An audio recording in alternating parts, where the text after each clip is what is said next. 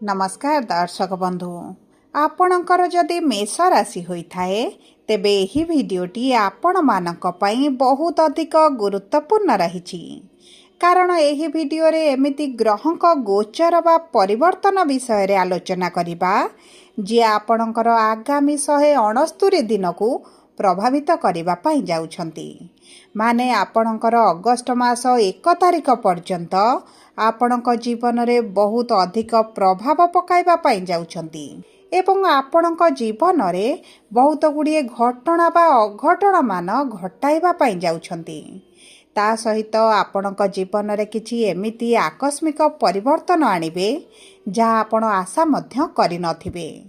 देखंतु ज्योतिष शास्त्र अनुसार राहु को पापी ग्रह बोली कुहा जाए एवं राहु प्रभाव रे समस्तक जीवन रे अशुभ ही घटी थाए किंतु वर्तमान राहु प्रवेश करिछंती निज नक्षत्र रे जहा फल रे आपणक जीवन रे शुभ प्रभाव पकाइबा पई जाउछंती माने राहु कुंभ राशि रे विराजमान करी निजर नक्षत्र शतभिषा नक्षत्र रे प्रवेश करिबा पई जाउछंती जेउ कारणरू आपणक जीवन रे बहुत गुड़िए शुभ परिवर्तन हेबा पई जाउछि तेबे केउ क्षेत्र रे कौन परिवर्तन हेबो एवं कौन प्रतिकार रहिछि आपणकर अशुभत्व गुडी को दूर करिबा पई एही भिडियो रे विस्तृत भाव रे आलोचना करिबा किंतु भिडियोटी आरंभ करिबा पूर्वरु जदि आपणकर भी मेष राशि होइथाए एवं आपण भी ईश्वर को आंतरिक भक्ति एवं विश्वास करंती तेबे भिडियोटी को लाइक करंतु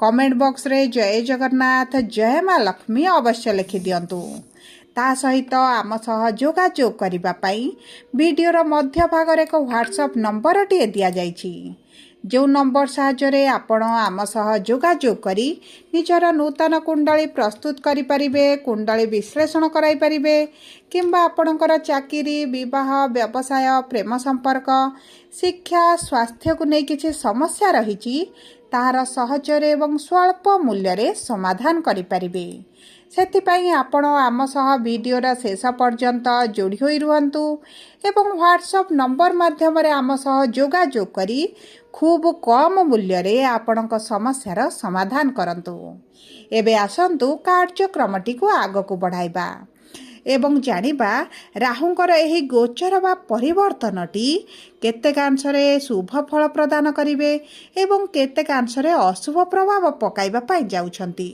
एवं देखंतु राहु आपणकर एकादश भाव रे विराजमान करिछंती एवं राहुंकर 3टी दृष्टि रहिथाए पंचम दृष्टि आपणकर तृतीय भाव को सप्तम दृष्टि आपणकर पंचम भाव को एवं नवम दृष्टि आपणकर सप्तम भाव को देबा पाई जाउछंती जेउ कारणरू आपणकर एही गृह गुड़िक प्रभावित हेबा पाई जाउछि तेबे आसंतु जानिबा आपणकर नक्षत्र अनुसाई आपणकर केउ क्षेत्र गुड़िक प्रभावित हेबा पाई जाउछि देखंतु मेष राशि रो 3टी नक्षत्र रहिथाए अश्विनी मेष 1/1 द्विजा मेष 2/1 कृत्तिका मेष 3/1 तेबे सर्वप्रथम जानिबा अश्विनी मेष राशि व्यक्ति विशेषक उपरे राहुंकर प्रभावटी एही 169 दिन पर्यंत किभଳି रहिबो देखंतु आपणकर नक्षत्र अधिपति हेउचंती केतु एवं राहुंकर पंचम दृष्टि आपणकर नक्षत्र अधिपति केतुंक उपरे रहिबा पई जाउछि तेबे देखंतु पंचम भाव हेउछि आपणकर शिक्षा संतान एवं प्रेम संपर्कर भाव जेउ विद्यार्थी मानकर शिक्षा क्षेत्र रे समस्याटी बढ़ी जाइथिला पाठरे मन लागु नथिला अन्य दिग प्रति रुचि बढ़ुला पाठ थारु मन हटि जाउथिला किंबा आपणक परिश्रम अनुसार आपणक फल प्राप्ति हेउ नथिला तेबे एही सब समस्या गुड़िक आपणकर दूर हेबा पाई जाउछि आपणक शिक्षा क्षेत्र रे सफलता प्राप्ति हेबो आपण जदि किछि प्रतियोगिता रे भाग नेउचंती सेथिरे मध्ये आपणक सफलता मिलिबो एवं ता सहित जदि आपणक करियर संबंधित किछि बड़ निष्पत्ति नेबा पाई चाहुछंती तेबे आपणक पई अति उत्तम रहिबो एवं देखंतु जदि आपणक प्रेम संपर्क रे अछंती एवं संपर्क रे मनमालिन मतभेद झगड़ा किंबा आपणक संपर्क रे कोनोसी ना कोनोसी कारण को नै दूरताटी बढ़ुची संपर्क रे मधुरता नाही उभय जीवन साथी मध्य किछि ना किछि वाद विवाद बा तृतीय लोकंक हस्तक्षेप बढ़िबा कारणरू ଦୂରତାଟି ବଢ଼ିଯାଇଛି, ପ୍ରେମ ସମ୍ପର୍କରେ ଆପଣ ମାନସିକ ଦୁଶ୍ଚିନ୍ତାରେ ରହୁଛନ୍ତି, ଅଶାନ୍ତିରେ ରହୁଛନ୍ତି, ଦ୍ୱନ୍ଦ୍ୱରେ ରହୁଛନ୍ତି, ତେବେ ଏହିସବୁ ପରିସ୍ଥିତିରୁ ଆପଣ ବାହାରିବା ପାଇଁ ଯାଉଛନ୍ତି। ଆପଣଙ୍କ ପ୍ରେମ ସମ୍ପର୍କରେ ମଧୁରତା ବଢ଼ିବ, ନିକଟତରତା ବଢ଼ିବ। ଯଦି ଆପଣଙ୍କର ବ୍ରେକଅପ୍ ଭଳି ପରିସ୍ଥିତି ହୋଇଥିଲା ସେଥିରେ ମଧ୍ୟ ଆପଣ ସୁଧାର ଦେଖିବେ, କିମ୍ବା ଆପଣ ଯଦି ପ୍ରେମ ସମ୍ପର୍କକୁ ବିବାହରେ ପରିଣତ କରିବା ପାଇଁ ଚାହୁଁଛନ୍ତି ତେବେ ମଧ୍ୟ ଆପଣଙ୍କୁ ସେଥିରେ ଶୁଭ ଫଳ ପ୍ରାପ୍ତି ହେବ। ଆପଣ ବିବାହ ବନ୍ଧନରେ ବାନ୍ଧି ହେବା ପାଇଁ ଅତି ଉତ୍ତମ ସମୟ ରହିଛି। ଏବଂ ଦେଖନ୍ତୁ, ଯେଉଁମାନେ ବିବାହ କରିବା ପାଇଁ ଚାହୁଁଥିଲେ ଅଗଷ୍ଟ ମାସ 1 ତାରିଖ ପୂର୍ବରୁ ନିଶ୍ଚିତ ଭାବରେ ବିବାହ ହୋଇଯିବ। ଯଦି ଆମେ ଦେଖିବା ଆପଣଙ୍କର ସନ୍ତାନର ଯୋଗକୁ, ଦେଖନ୍ତୁ ଯେହେତୁ କେତୁ ଆପଣଙ୍କର ପଞ୍ଚମ ଭାବରେ ରହିଥିଲେ, ଆପଣଙ୍କର ସନ୍ତାନ ପ୍ରାପ୍ତିରେ ସମସ୍ୟା ହେଉଥିଲା, ଆପଣଙ୍କୁ ସନ୍ତାନ ସୁଖରୁ ବଞ୍ଚିତ ହେଉଥିଲେ, କିମ୍ବା ପୂର୍ବରୁ ଯଦି ଆପଣଙ୍କର ସନ୍ତାନ ରହିଛି ତେବେ ସନ୍ତାନଙ୍କର ସ୍ୱାସ୍ଥ୍ୟକୁ ନେଇ, ତାଙ୍କ କ୍ୟାରିୟରକୁ ନେଇ, ତାଙ୍କ ବିବାହକୁ ନେଇ ଆପଣ ବିଭିନ୍ନ ପ୍ରକାର ଦୁଶ୍ଚିନ୍ତାରେ ରହୁଥିଲେ, କିମ୍ବା ଆପଣଙ୍କର ସନ୍ତାନଟି ଆପଣଙ୍କ ଠାରୁ ଦୂରକୁ ଚାଲି ଯାଇଥିଲେ, ଆପଣଙ୍କ କଥାରେ ଆପଣଙ୍କ ସନ୍ତାନମାନେ ରହିନଥିଲେ, ତେବେ ଏହିସବୁ କ୍ଷେତ୍ରରେ ଆପଣ ନିଶ୍ଚିତ ଭାବରେ ଶୁଭ ପରିବର୍ତ୍ତନ ଦେଖିବେ। କାରଣ ରାହୁ ଯେତେବେଳେ ଆପଣଙ୍କର ପଞ୍ଚମ ଭାବକୁ ଦୃଷ୍ଟି ଦେବେ, ଆପଣଙ୍କର ସନ୍ତାନମାନଙ୍କ ଜୀବନରେ ଭାଗ୍ୟରେ ମଧ୍ୟ ପରିବର୍ତ୍ତନ ଆଣିବେ। ତେଣୁକରି ଆପଣଙ୍କର ଆର୍ଥିକ କ୍ଷେତ୍ର ସହିତ ଆପଣ ଯଦି ଅନଲାଇନରେ କାର୍ଯ୍ୟ କରୁଛନ୍ତି ତେବେ ଆପଣଙ୍କ ପାଇଁ ତ ଅତି ଉତ୍ତମ ସମୟ ରହିବ। ଏବେ ଆସନ୍ତୁ ଜାଣିବା କିପରି ରହିବ ଦ୍ୱିଜା ମେଷ ରାଶିର ବ୍ୟକ୍ତିବିଶେଷଙ୍କର ଆଗାମୀ 169 ଦିନ। ଦେଖନ୍ତୁ, ଆପଣଙ୍କର ନକ୍ଷତ୍ରାଧିପତି ହେଉଛନ୍ତି ଶୁକ୍ର, ଯିଏ ଆପଣଙ୍କର ଦ୍ୱାଦଶ ଭାବରେ ମିତ୍ରଙ୍କ ରାଶିରେ ବିରାଜମାନ କରିଛନ୍ତି, ଏବଂ ଶୁକ୍ର ହେଉଛନ୍ତି ଆପଣଙ୍କର ଧନର ଭାବର ସ୍ୱାମୀ ଏବଂ ବିବାହର ଭାବର ସ୍ୱାମୀ ଅଟନ୍ତି। ତେଣୁକରି ଆପଣଙ୍କର ଏହି ଅଗଷ୍ଟ ମାସ 1 ତାରିଖ ପୂର୍ବରୁ ବିବାହର ଅତି ପ୍ରବଳ ଯୋଗ ଆପଣଙ୍କର ବନୁଛି। ଯଦି ଆପଣଙ୍କର ବିବାହ ପାଇଁ ମନପସନ୍ଦର ପ୍ରସ୍ତାବ ଆସୁନଥିଲା, ବିବାହରେ ସମସ୍ୟା ଦେଖୁଥିଲେ, ତେବେ ଆପଣଙ୍କର ନିଶ୍ଚିତ ଭାବରେ ବିବାହ ହୋଇଯିବ। ଆପଣଙ୍କ ମନପସନ୍ଦର ପ୍ରସ୍ତାବ ସହିତ ଆପଣଙ୍କର ବିବାହ ହେବ।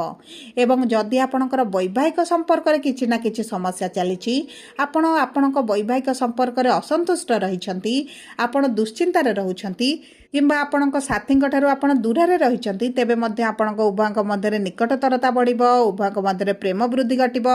ଆପଣଙ୍କ ସାଥୀ ଆପଣଙ୍କୁ ବୁଝିବା ଆରମ୍ଭ କରିବେ ଏବଂ ଉଭୟ ମିଶି କିଛି ନା କିଛି ତ ବଡ଼ ନିଷ୍ପତ୍ତି ନେଇପାରନ୍ତି। ଉଭୟ ଯଦି କିଛି ପାର୍ଟନରସିପ୍ରେ କାର୍ଯ୍ୟ କରୁଛନ୍ତି ସେଥିରେ ମଧ୍ୟ ଆପଣଙ୍କୁ ସଫଳତା ମିଳିବ। ଆପଣଙ୍କ ଜୀବନସାଥୀଙ୍କର ଭାଗ୍ୟରେ ଆସିବ ବଡ଼ ପରିବର୍ତ୍ତନ।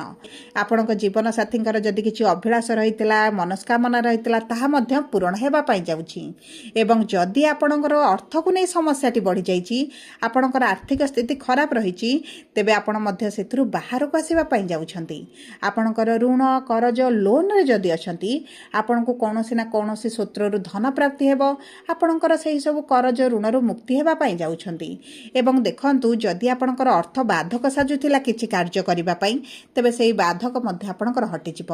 ଆପଣଙ୍କର ଏହି ଅଗଷ୍ଟ ମାସ 1 ତାରିଖ ମଧ୍ୟରେ କିଛି ନା କିଛି ମନସ୍କାମନା ପୂରଣ ହୋଇଯିବ, ଅଭିଳାଷ ପୂରଣ ହୋଇଯିବ। ଯଦି ଆପଣଙ୍କ କର୍ମକ୍ଷେତ୍ରରେ ସମସ୍ୟା ଚାଲିଥିଲା, ସେଥିରୁ ଆପଣ ବାହାରକୁ ଆସିବା ପାଇଁ ଯାଉଛନ୍ତି। କ୍ୟାରିୟରରେ ଗ୍ରୋଥ ଦେଖିବେ, ପରିବର୍ତ୍ତନ ଦେଖିବେ, ଆପଣଙ୍କର ପ୍ରମୋସନ ହୋଇପାରେ, ଆପଣଙ୍କର ଇନକ୍ରିମେଣ୍ଟ ହୋଇପାରେ। ଦେଖନ୍ତୁ, ବ୍ୟବସାୟ, ବ୍ୟାପାର, ବାଣିଜ୍ୟରେ ମଧ୍ୟ ଆକାଶ ଛୁଆଁ ସଫଳତା ଆପଣଙ୍କୁ ମିଳିବ। ଏବେ ଆସନ୍ତୁ ଜାଣିବା କିପରି ରହିବ କୃତ୍ତିକା ମେଷ ରାଶିର ବ୍ୟକ୍ତିବିଶେଷଙ୍କର ଆଗାମୀ 169 ଦିନ। ଦେଖନ୍ତୁ, ଆପଣଙ୍କର ନକ୍ଷତ୍ରାଧିପତି ହେଉଛନ୍ତି ସୂର୍ଯ୍ୟ। ସୂର୍ଯ୍ୟ ଆପଣଙ୍କର ରାହୁଙ୍କ ସହିତ ଆଗାମୀ 15 ତାରିଖ ପର୍ଯ୍ୟନ୍ତ ବିରାଜମାନ କରିବେ। କିନ୍ତୁ 15 ତାରିଖ ପରେ ସୂର୍ଯ୍ୟ ଆପଣଙ୍କର ଦ୍ୱାଦଶ ଭାବକୁ ଗୋଚର କରିବା କ୍ଷଣି ଆପଣଙ୍କ ଜୀବନରେ ଆସିବ ପରିବର୍ତ୍ତନ। ଯଦି ଆପଣ ବିଦେଶ ଯିବାକୁ ଚାହୁଁଥିଲେ, କିମ୍ବା ଆପଣଙ୍କର ବିଦେଶରେ ପୂର୍ବରୁ ରହିଛନ୍ତି, ତେବେ ଆପଣଙ୍କ ଭାଗ୍ୟ ଆପଣଙ୍କ ସାଥ ଦେବା ଆରମ୍ଭ କରିବ। ଯଦି ଆପଣ ବୈଦେଶିକ ମୁଦ୍ରା ରୋଜଗାର କରୁଛନ୍ତି, ଆପଣଙ୍କ ଇନକମ୍ରେ ବୃଦ୍ଧି ଘଟିବ। ଏବଂ ଆପଣ ଯଦି ସରକାରୀ ଚାକିରି ପାଇଁ ପ୍ରିପାରେସନ୍ ହେଉଛନ୍ତି, ପରୀକ୍ଷା ଦେଉଛନ୍ତି, ଇଣ୍ଟରଭ୍ୟୁ ଦେଉଛନ୍ତି, ତେବେ ଆପଣଙ୍କର ସରକାରୀ ଚାକିରି ହେବାର ବହୁତ ଅଧିକ ସମ୍ଭାବନାଟି ଦେଖାଯାଉଛି। ଏବଂ ଦେଖନ୍ତୁ, ଆପଣଙ୍କର ପ୍ରଫିଟ୍ର ଗୃହରେ ଯେହେତୁ ରାହୁ ବିରାଜମାନ କରିଛନ୍ତି, ଆପଣଙ୍କ ବ୍ୟବସାୟ ଯଦି ନୂତନ ଭାବରେ ଆରମ୍ଭ କରିବା ପାଇଁ ଚାହୁଁଛନ୍ତି, କିମ୍ବା ପୂର୍ବରୁ ବ୍ୟବସାୟ କରୁଛନ୍ତି, ସେଥିରେ ଆପଣଙ୍କୁ ସଫଳତା ମିଳୁନଥିଲା, ତେବେ ଆପଣଙ୍କର ନିଶ୍ଚିତ ଭାବରେ ସଫଳତା ପ୍ରାପ୍ତି ହେବା ପାଇଁ ଯାଉଛି। ଏବଂ ଦେଖନ୍ତୁ, ସୂର୍ଯ୍ୟ ଯେହେତୁ ଆପଣଙ୍କ ପଞ୍ଚମ ଭାବର ସ୍ୱାମୀ ଅଟନ୍ତି, ତେଣୁକରି ଆପଣଙ୍କୁ ଶିକ୍ଷା କ୍ଷେତ୍ରରେ ସଫଳତା ମିଳିବା ସହିତ ଆପଣଙ୍କ ପ୍ରେମ ସମ୍ପର୍କରେ ମଧ୍ୟ ଆପଣଙ୍କୁ ସଫଳତା ପ୍ରାପ୍ତି ହେବ। ଆପଣ ବିବାହ ବନ୍ଧନରେ ବାନ୍ଧି ହୋଇପାରନ୍ତି। ଦେଖନ୍ତୁ, ଯଦି ଆପଣ ଅନଲାଇନ୍ ରିଲେଟେଡ୍ କିଛି କାର୍ଯ୍ୟ କରୁଛନ୍ତି, ସୋସିଆଲ ମିଡ଼ିଆରେ ଅଛନ୍ତି, ଇନଫ୍ଲୁଏନ୍ସର ଅଛନ୍ତି, ତେବେ ମଧ୍ୟ ଆପଣଙ୍କ ପାଇଁ ଅତି ଉତ୍ତମ ରହିବ। ସବୁ ପରେ ଅଶୁଭତ୍ୱକୁ ଦୂର କରିବା ପାଇଁ, ଶୁଭାଶୁଭ ଫଳକୁ ବୃଦ୍ଧି କରିବା ପାଇଁ ଆପଣ ପ୍ରତିଦିନ ପ୍ରାତଃ ସମୟରେ ସୂର୍ଯ୍ୟଙ୍କୁ ଜଳ ଅର୍ପଣ କରନ୍ତୁ ଏବଂ ପ୍ରତିଦିନ ମଙ୍ଗଳଙ୍କର ବୀଜ ମନ୍ତ୍ର ଜପ କରନ୍ତୁ। ଶନିଙ୍କର 7.5 ଯେହେତୁ ଚାଲିଛି ହନୁମାନ ଚାଳିଶା ପ୍ରତିଦିନ ପାଠ କରନ୍ତୁ। ହାତରେ ବାମ ହାତ ପାପୁଲିରେ କିଛିଟା ଅତର ଲଗାନ୍ତୁ ଏବଂ ଗରିବ ଲୋକମାନଙ୍କୁ କିଛିଟା ଖାଦ୍ୟ ଦାନ କରନ୍ତୁ। ଆପଣଙ୍କ ପାଇଁ ବହୁତ ଅଧିକ ଶୁଭଦାୟକ ରହିବ। ଯଦି ଆପଣଙ୍କର ମେଷ ରାଶି ହୋଇଥାଏ ଭିଡ଼ିଓଟି କିଭଳି ଲାଗିଲା କମେଣ୍ଟ ବକ୍ସରେ ଲେଖି ଜଣାନ୍ତୁ। ଯଦି ପ୍ରଥମ ଥର ଆମ ଚ୍ୟାନେଲକୁ ଆସିଛନ୍ତି ଚ୍ୟାନେଲଟିକୁ ସବସ୍କ୍ରାଇବ୍ କରନ୍ତୁ। ପାଖରେ ଥିବା ବେଲ୍ ଆଇକନକୁ ପ୍ରେସ୍ କରନ୍ତୁ